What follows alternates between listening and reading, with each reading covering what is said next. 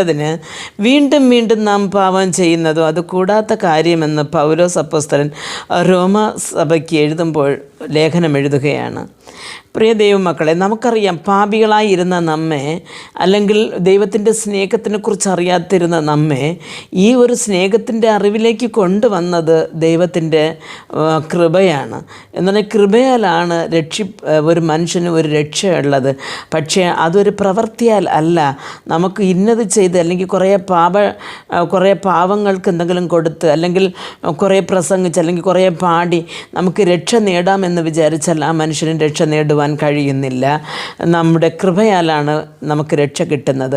അപ്പോൾ ഒരു പാപിക്ക് ഒരു ദൈവ കൃപ ഉണ്ട്, രക്ഷപ്പെടാൻ ഒരു കൃപ കൊടുക്കുന്നു എന്ന് വിചാരിച്ചിട്ട് രക്ഷിക്കപ്പെട്ട നമ്മൾ, ഒരു വിശ്വാസിയായിരിക്കുന്ന നമ്മൾ വീണ്ടും വീണ്ടും പാപം ചെയ്യുമ്പോൾ അത് നമുക്ക് ഒരിക്കലും നമുക്കൊരു നന്മയായി